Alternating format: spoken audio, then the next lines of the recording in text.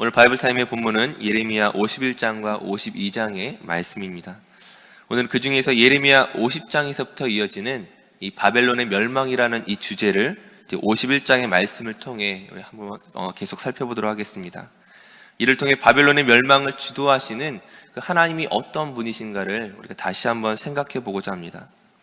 먼저 본문 1절 말씀을 보시게 되면 이 바벨론을 멸하심이 하나님의 분명한 뜻임을 먼저 선포하고 있습니다.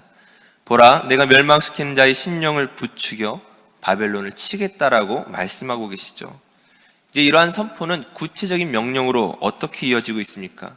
이제 본문 3절, 4절 이하를 계속 살펴보시게 되면 이 바벨론을 침략하는 이들에게 전쟁을 단호하게 수행할 것들을 명령하고 계십니다. 그 바벨론 장정들을 불쌍히 여기지 말고 그의 군대를 전멸시키라고 말씀하시죠. 이처럼 하나님께서 그 불순종한 이스라엘을 징계하시기 위하여 바벨론을 사용하셨지만 이제는 그 바벨론을 향하여 무자비한 멸망을 선포하시고 또한 주도하시는 이유가 무엇 때문이겠습니까? 오늘 본문 11절 말씀을 보시게 되면 여호와께서 메대 왕들의 마음을 부추기사 바벨론을 멸하기로 뜻하시나니 이는 여호와께서 보복하시는 것, 곧 그의 성전을 위하여 보복하시는 것이라. 자, 하나님께서 바벨론을 도구로 사용하셨지만 이것이 곧 여호와의 성전을 파괴하고 하나님의 이름을 모독하였던 그들의 행위를 정당화해 주지 못한다는 것이죠. 그들은 그들의 죄악으로 말미암아 멸망할 것인데 그 멸망이 신속하고 처참할 것임을 말씀하고 있는 것입니다. 이를 통해 우리가 하나님이 어떤 분이심을 알 수 있습니까? 하나님께서 바벨론을 도구로 사용하실 때 그들은 온갖 부귀영화를 누렸습니다.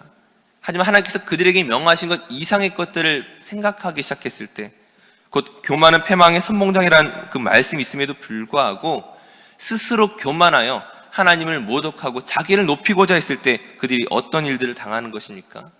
하나님께서 진노하실 때 신속히 진노하심으로 말미암아 그 메대의 군대가 쓰나미같이 몰려올 때에 전혀 손쓸 틈 없이 순식간에 망하고 말았던 것입니다. 따라서 하나님의 손에 쓰임받을 때 그들이 어떻게 해야 됐습니까? 겸손해야 했고 깨어 있어야만 했던 것이죠.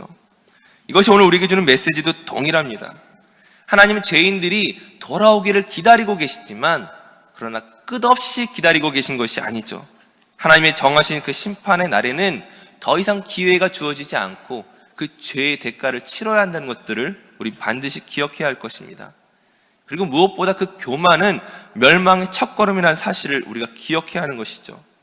전능하신 하나님께서 우리 각자에게 사명을 주셨습니다. 이 모든 것들을 감당해 나갈 때 우리가 겸손함으로 감당하지 않으면 우리에게 주신 은사와 능력과 신분과 그 놀라운 것이 오히려 우리를 향한 놀라운 심판으로, 멸망으로 이어질 수 있음을 기억해야 될 것입니다.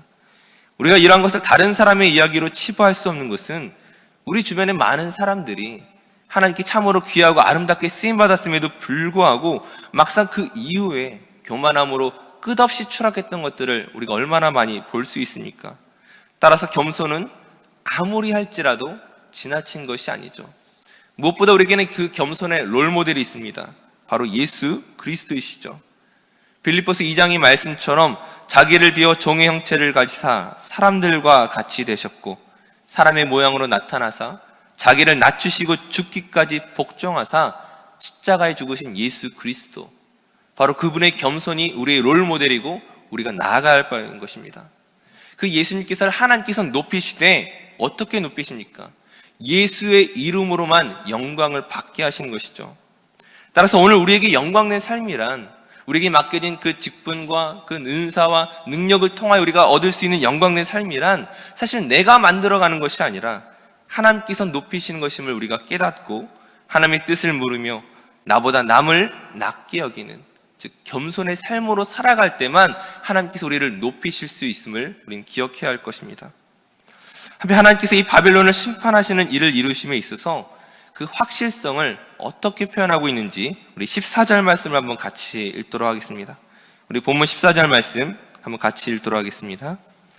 만군의 여호와께서 자기의 목숨을 두고 맹세하시되 내가 진실로 사람을 메뚜기같이 내게 가득하게 하리니 그들이 너를 향하여 환성을 높이리라 하시도다. 아멘. 이 바벨론의 멸망을 선포하심에 있어서 또한 이 일을 이루심에 있어서 자기의 목숨을 두고 맹세하시되라는 표현을 쓰고 있습니다. 사실 하나님께서 그 모든 말씀은 이미 절대적으로 신뢰하기 때문에 맹세를 하실 필요가 없으시죠.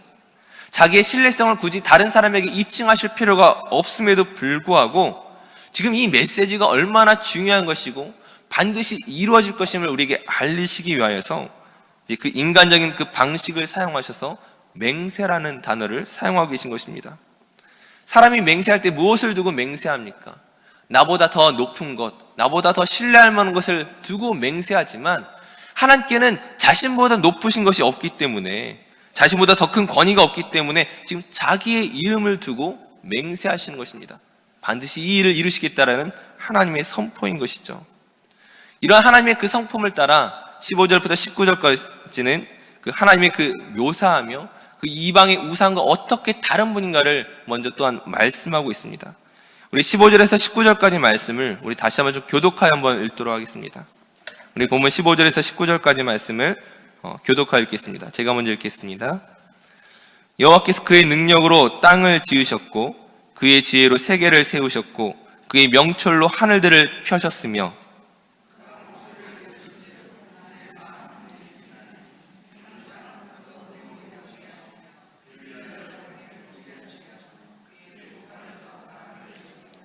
사람마다 어리석고 무식하도다. 금장색마다 자기가 만든 신상으로 말미암아 수치를 당하나니 이는 그 부어 만든 우상은 거짓이요 그 속에 생기가 없음이라.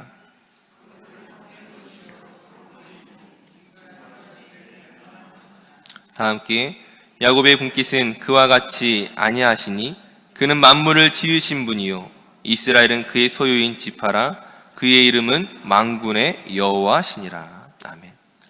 이스라엘 백성들이 멋모르고 헛되이 숭배하였던 그 우상과 대조하여 하나님을 소개하고 있습니다. 하나님께서 그 권능과 지혜로 천지 만물을 창조하신 분이시며 그 만물의 운행을 주장하시는 분이심을 말씀하고 있습니다. 반대로 우상은 어떤 것입니까? 사람의 손에 의해 만들어진 그 거짓되고 헛된 것이라고, 그 속에 생기가 없는 물체라고 말씀하고 있습니다.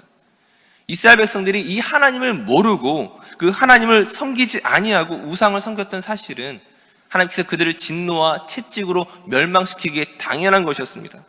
그럼에도 불구하고 하나님께서 그 한 번 택하신 자녀를 사랑하시되 그들을 야곱의 분깃으로 그들의 자녀로 삼으셔서 다시 한번 그들이 자녀로서의 특권을 회복할 수 있도록 그 기회를 주시는 분이심을 또한 말씀하고 있습니다.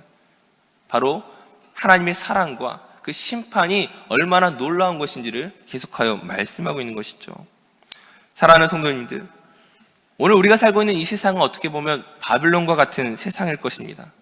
돈이 권력이 되고 음란한 것들이 아무렇지도 않은 듯 우리를 유혹하는 시대에 우리가 살고 있습니다. 이러한 돈과 명예와 성적인 유혹들이 절대적인 권력을 가진 것처럼 우리를 유혹하고 있지만 이 모든 것은 무엇입니까? 가짜 신상이라고 말하고 있는 것입니다. 거기에는 생기가 없습니다. 거기에는 우리를 시원케 하는 것이 없죠. 가지면 가질수록 또 다른 갈급함을 줄 뿐 우리를 시원케 할 수 있는 것이 아닙니다. 그런 의미에서 우리가 오늘 이 새벽에 주님의 전에 찾아왔을 때, 기도의 자리에 왔을 때 우리의 기도의 내용이 어떤 것이어야 되겠습니까? 세상이 줄 수 있는 그것을 얻기 위한 방편으로 기도의 자리에 나오는 것이 아니라 세상이 줄 수 없는 그 하나님만으로의 만족함이 이 기도의 첫걸음이 되어야 하는 것이죠. 이곳에서 우리가 하나님을 경험해야 되고 하나님과 교제해야 되고 세상을 향한 기도가 아니라 우리에게 주신 사명이 어떤 것인지 바로 알고 겸손하게 그분의 뜻을 따라 나아가는 삶을 우리가 이 시간을 통하여 구해야 할 것입니다. 바로 그때 너희는 먼저 그의 나라와 그의 의를 구하라. 그리하면 이 모든 것을 너희에게 더하시라는 그 주님의 말씀이, 그 약속이 오늘 우리 삶을 통하여 경험되어지고 이루어질 줄로 믿습니다. 우리가 이 시간, 이 새벽에 기도하실 때 그 전능하신 하나님이 어떤 분이신지를 다시 한번 고백하시며 그분을 구하는 믿음의 기도로 나가는, 또한 겸손함으로 우리의 주신 사명들을 감당해 나가는 저와 모든 성도들 되시기를 간절히 축원합니다. 기도하겠습니다. 참 사랑의 하나님, 감사합니다. 그 은혜를 참으로 감사드립니다. 우리에게 구원을 선물로 주시고 사명을 주셨건만 우리가 교만하여 하나님의 뜻과 상관없이 그 삶을 살아가고 있지 않은지 우리 자신을 돌아보게 하여 주시옵소서. 이 새벽에 다시 한번 주님과의 교제에 힘쓰게 하시고 하나님이 기뻐하시는 겸손한 삶을 오늘 하루 살아갈 수 있도록, 매일매일 살아갈 수 있도록 은혜로 우리를 인도하여 주시옵소서. 주님과 동행하는 삶이 되기를 사모하오며 감사드리며 예수님의 이름으로 기도드립니다. 아멘.